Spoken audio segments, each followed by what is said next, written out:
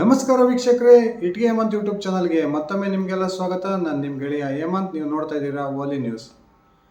ಮೊನ್ನೆ ತಾನೇ ಮುಕ್ತಾಯಗೊಂಡಂಥದ ಕರ್ನಾಟಕದ ಎರಡನೇ ಹಂತದ 14 ಲೋಕಸಭಾ ಕ್ಷೇತ್ರಗಳ ಚುನಾವಣೆಯಲ್ಲಿ ಅತ್ಯಂತ ಕುತೂಹಲಕಾರಿ ಒಂದು ಫಲಿತಾಂಶವನ್ನು ನಿರೀಕ್ಷೆ ಮಾಡ್ತಿರ್ತಕ್ಕಂಥದ್ದು ಇಬ್ಬರು ಮಾಜಿ ಮುಖ್ಯಮಂತ್ರಿಗಳ ಮಕ್ಕಳು ಸ್ಪರ್ಧೆ ಮಾಡಿದ್ದಂತಹ ಶಿವಮೊಗ್ಗ ಲೋಕಸಭಾ ಕ್ಷೇತ್ರ.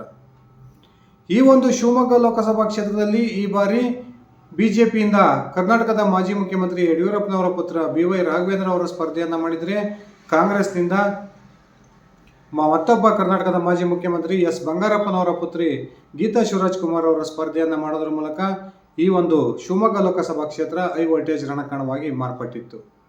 ಈ ಇಬ್ಬರು ಅಭ್ಯರ್ಥಿಗಳ ನಡುವೆ ಬಿಜೆಪಿಯ ಬಂಡಾಯ ಅಭ್ಯರ್ಥಿಯಾಗಿ ಪಕ್ಷೇತರ ಅಭ್ಯರ್ಥಿಯಾಗಿ ಸ್ಪರ್ಧೆ ಮಾಡಿದ್ದಂತಹ ಕರ್ನಾಟಕದ ಮಾಜಿ ಉಪಮುಖ್ಯಮಂತ್ರಿ KS ಈಶ್ವರಪ್ಪನವರು ಕೂಡ ಇಡೀ ಶಿವಮೊಗ್ಗ ಕ್ಷೇತ್ರ ಇಡೀ ರಾಜ್ಯದಲ್ಲಿ ಒಂದು ಹೈ ವೋಲ್ಟೇಜ್ ರಣಕಣವಾಗಿ ಮಾರ್ಪಡೋದಕ್ಕೆ ಪ್ರಮುಖವಾದ ಕಾರಣವಾಗಿದ್ದರು. ಇದೀಗ ತೀವ್ರ ಜಿದ್ದಾಜಿದ್ದಿನ ನಡುವೆ ಮೊನ್ನೆ ತಾನೇ ಈ ಒಂದು ಶಿವಮೊಗ್ಗ ಲೋಕಸಭಾ ಕ್ಷೇತ್ರದ ಚುನಾವಣೆ ಮುಕ್ತಾಯಗೊಂಡಿದ್ದು, ಇದೀಗ ಸೋಲು ಗೆಲುವಿನ ಲೆಕ್ಕಾಚಾರ ಶಿವಮೊಗ್ಗ ಲೋಕಸಭಾ ಕ್ಷೇತ್ರದಲ್ಲಿ ಆರಂಭಗೊಂಡಿದೆ. ಮೂರು ಅಭ್ಯರ್ಥಿಗಳು ಕೂಡ ತಮ್ಮದೇ ಆದಂತಹ ಒಂದು ರೀತಿಯ ಲೆಕ್ಕಾಚಾರದಲ್ಲಿ ತೊಡಗಿದ್ದು, ನಾವೇ ಗೆಲ್ತೀವಿ ಅಂತಕ್ಕಂಥ ಒಂದು ಮಾತುಗಳನ್ನ ಮೂರು ಅಭ್ಯರ್ಥಿಗಳು ಹೇಳ್ತಾ ಇದ್ದಾರೆ. ಬನ್ನಿ ಸ್ನೇಹಿತರೆ, ಹಾಗಾದರೆ ಶಿವಮೊಗ್ಗ ಲೋಕಸಭಾ ಕ್ಷೇತ್ರದ ಫಲಿತಾಂಶ ಏನಾಗ್ಬೋದು, ಈ ಮೂರು ಅಭ್ಯರ್ಥಿಗಳು ಯಾವೆಲ್ಲ ಲೆಕ್ಕಾಚಾರವನ್ನು ಹಾಕ್ಕೊಂಡು ನಾವು ಗೆಲ್ತೀವಿ ಅಂತಕ್ಕಂಥ ಒಂದು ಮಾತನ್ನು ಹೇಳ್ತಿದ್ದಾರೆ, ತಿಳ್ಕೊಂಡು ಬರೋಣ.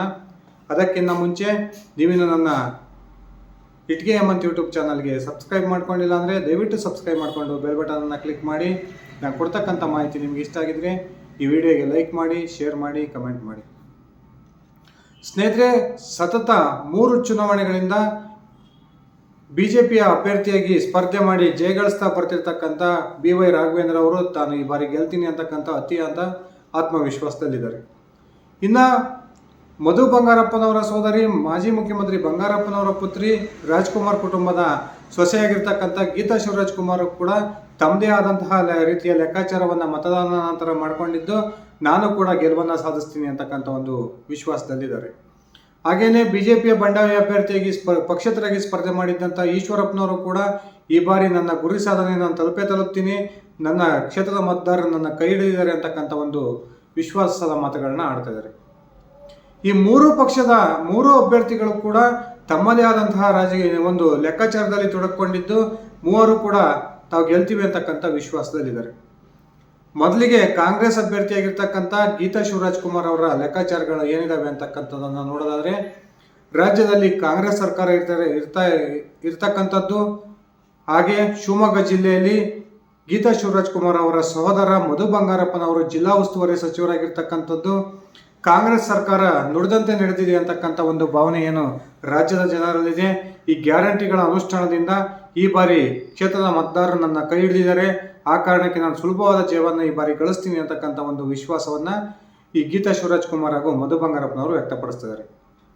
ಹಾಗೆಯೇ BY ರಾಘವೇಂದ್ರ ಅವರಿಗೆ ಇರ್ತಕ್ಕಂಥ ಆಡಳಿತ ವಿರೋಧಿ ಅಲೆ ನಮಗೆ ಬಹುದೊಡ್ಡ ಅನುಕೂಲವನ್ನು ಮಾಡಿಕೊಡುತ್ತೆ, ಹಾಗೂ ಬಿಜೆಪಿಯ ಮತಗಳನ್ನು ಈಶ್ವರಪ್ಪನವರು ಪಡೆದಿರೋ ಕಾರಣಕ್ಕೆ ಬಿಜೆಪಿಯ ಮತಗಳು ವಿಭಜನೆಯಾಗಿದ್ದಾವೆ. ಆ ಕಾರಣಕ್ಕೆ ಕಾಂಗ್ರೆಸ್ನಲ್ಲಿರ್ತಕ್ಕಂಥ ಮತಗಳು ಕಾಂಗ್ರೆಸ್ಗೆ ಸಾರಾಸಗಟವಾಗಿ ಬಂದಿದ್ದಾವೆ. ಈ ಕಾರಣಕ್ಕೆ ಈ ಬಾರಿ ಕಾಂಗ್ರೆಸ್ ಗೆಲುವು ಸಾಧ್ಯ ಅಂತಕ್ಕಂಥ ಒಂದು ಲೆಕ್ಕಾಚಾರ ಕಾಂಗ್ರೆಸ್ ಅಭ್ಯರ್ಥಿಯಾಗೋರ ಅವರ ಬೆಂಬಲಿಗರಲ್ಲಿದೆ. ಹಾಗೆಯೇ ಪಕ್ಷೇತರ ಅಭ್ಯರ್ಥಿಯಾಗಿ ಸ್ಪರ್ಧೆ ಮಾಡಿದ್ದಂತಹ KS ಈಶ್ವರಪ್ಪನವರು ಕೂಡ ನನ್ನನ್ನು ಕಟ್ಟ ಹಿಂದುತ್ವವಾದಿಗಳು ನನಗೆ ಬೆಂಬಲವನ್ನು ಕೊಟ್ಟಿದ್ದಾರೆ, ಹಾಗೂ ನಾನು ಸ್ವತಃ ಅಹಿಂದ ನಾಯಕನಾಗಿರೋದ್ರಿಂದ ಅಹಿಂದ ಮತಗಳನ್ನು ನಾನು ಹೆಚ್ಚಿನ ಸಂಖ್ಯೆಯಲ್ಲಿ ಪಡ್ಕೊಂಡಿದ್ದೀನಿ ಅಂತಕ್ಕಂಥ ಲೆಕ್ಕಾಚಾರದಲ್ಲಿ ಈಶ್ವರಪ್ಪನವರು ಕೂಡ ಇದ್ದಾರೆ.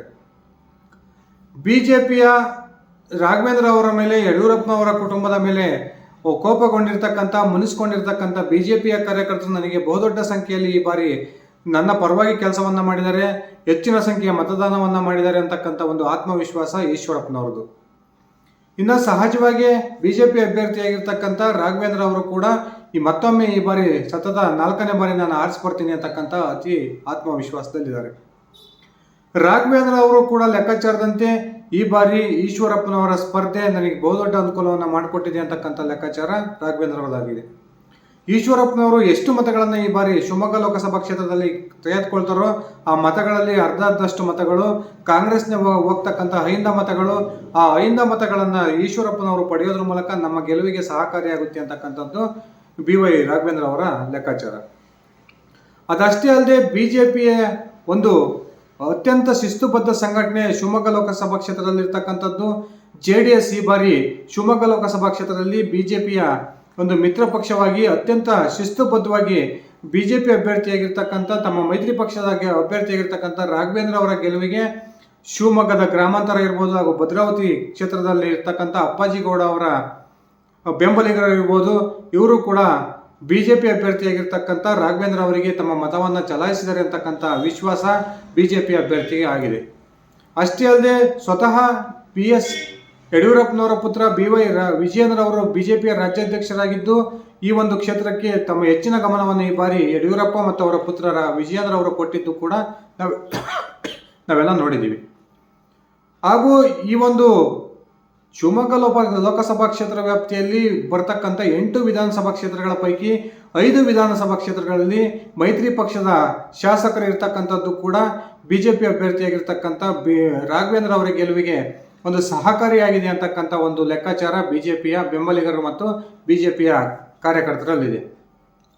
ಸ್ನೇಹಿತರೆ, ಈ 3 ಅಭ್ಯರ್ಥಿಗಳ ಲೆಕ್ಕಾಚಾರದ ನಡುವೆಯೂ ಶಿವಮೊಗ್ಗ ಲೋಕಸಭಾ ಕ್ಷೇತ್ರದ ಗ್ರೌಂಡ್ ರಿಪೋರ್ಟ್ ಅನ್ನು ನೋಡಿದರೆ ಶಿವಮೊಗ್ಗದ BJPಯ ಒಂದು ಶಿಸ್ತುಬದ್ಧ ಸಂಘಟನೆ, ಸಂಘಟನಾತ್ಮಕ ಹೋರಾಟ ಹಾಗೂ JDS ಈ ಒಂದು ಕ್ಷೇತ್ರದಲ್ಲಿ BJPಗೆ ಸಾಥ್ ಕೊಟ್ಟಿರ್ತಕ್ಕಂಥದ್ದನ್ನೆಲ್ಲ ಗಮನಿಸಿದರೆ BJP ಅಭ್ಯರ್ಥಿಯಾಗಿರ್ತಕ್ಕಂಥ BY ರಾಘವೇಂದ್ರ ಅವರು ಅತ್ಯಂತ ಸುಲಭವಾಗಿ ಗೆಲ್ಲಬಹುದು ಅಂತಕ್ಕಂಥ ಚರ್ಚೆಗಳು ಕೂಡ ನಡೀತಾ ಇದ್ದಾವೆ. ಚುನಾವಣೆ ಮೊದಲು ಜಿದ್ದಾಜಿದ್ದಿಯಾಗಿ ನಡೆದರೂ ಕೂಡ ಕೊನೆ 2 ದಿನ ಕಾಂಗ್ರೆಸ್ನ ಹಾಗೂ ಪಕ್ಷೇತರ ಅಭ್ಯರ್ಥಿ ಒಂದು ಸ್ವಲ್ಪ BY ರಾಘವೇಂದ್ರ ಅವರ ವಿರುದ್ಧ ಡಲ್ಲಾದರು ಅಂತಕ್ಕಂಥ ಮಾತುಗಳು ಕೂಡ ಇಡೀ ಶಿವಮೊಗ್ಗ ಜಿಲ್ಲಾ ಲೋಕಸಭಾ ಕ್ಷೇತ್ರ ವ್ಯಾಪ್ತಿಯಾದ್ಯಂತ ಕೇಳಿ ಬರ್ತಾ ಇದ್ದಾವೆ. ಈ ಕಾರಣಕ್ಕೆ ಬಹುತೇಕ BY ರಾಘವೇಂದ್ರ ಅವರು ಏನು 2009, 2018 ಹಾಗೂ 2019ರಲ್ಲಿ 3 ಬಾರಿ ಈ ಒಂದು ಶಿವಮೊಗ್ಗ ಲೋಕಸಭಾ ಕ್ಷೇತ್ರವನ್ನು ಪ್ರತಿನಿಧಿಸಿದ್ದಾರೆ.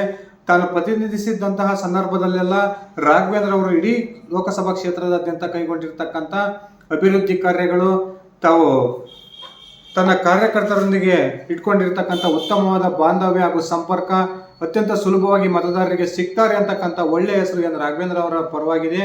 ಈ ಎಲ್ಲ ಅಂಶಗಳ ಕಾರಣಕ್ಕೆ ಹಾಗೂ ಸ್ವತಃ ತಮ್ಮ ಸಹೋದರ BJPಯ ರಾಜ್ಯಾಧ್ಯಕ್ಷನಾಗಿದ್ದು ಈ ಒಂದು ಕ್ಷೇತ್ರಕ್ಕೆ ವಿಶೇಷವಾದ ಗಮನವನ್ನು ಕೊಟ್ಟು ಪ್ರಚಾರವನ್ನು ಕೈಗೊಂಡಿರೋ ಕಾರಣಕ್ಕೆ ಬಹುತೇಕ ಈ ಬಾರಿ ಮತ್ತೊಮ್ಮೆ BY ರಾಘವೇಂದ್ರ ಅವರು ಅತ್ಯಂತ ಸುಲಭವಾಗಿ ಶಿವಮೊಗ್ಗ ಲೋಕಸಭಾ ಕ್ಷೇತ್ರದಲ್ಲಿ ಗೆಲ್ಲಬಹುದು ಅಂತಕ್ಕಂಥ ಒಂದು ಮಾಹಿತಿಗಳು ಲಭ್ಯವಾಗ್ತಾ ಇದ್ದಾವೆ.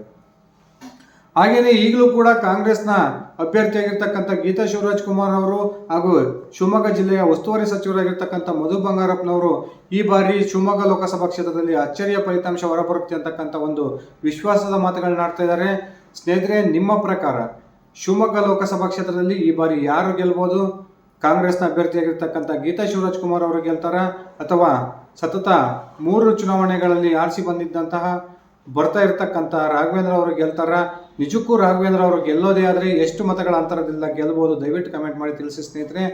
ಇದಿಷ್ಟಾಗಿತ್ತು ನನ್ನ ಇವತ್ತಿನ ಈ ವಿಡಿಯೋ. ನಾನು ಕೊಟ್ಟಿರ್ತಕ್ಕಂಥ ಮಾಹಿತಿ ನಿಮ್ಗೆ ಇಷ್ಟ ಆಗಿದ್ರೆ ಈ ವಿಡಿಯೋಗೆ ಲೈಕ್ ಮಾಡಿ, ಶೇರ್ ಮಾಡಿ, ಕಮೆಂಟ್ ಮಾಡಿ. ನನ್ನ ITM ಅಂತ ಯೂಟ್ಯೂಬ್ ಚಾನಲ್ಗೆ ನೀವಿನ್ನು ಸಬ್ಸ್ಕ್ರೈಬ್ ಮಾಡ್ಕೊಂಡಿಲ್ಲ ಅಂದರೆ ದಯವಿಟ್ಟು ಸಬ್ಸ್ಕ್ರೈಬ್ ಮಾಡಿಕೊಂಡು ಬೆಲ್ ಬಟನನ್ನು ಕ್ಲಿಕ್ ಮಾಡಿ. ಧನ್ಯವಾದಗಳು ಸ್ನೇಹಿತರೆ. ಶುಭ ದಿನ.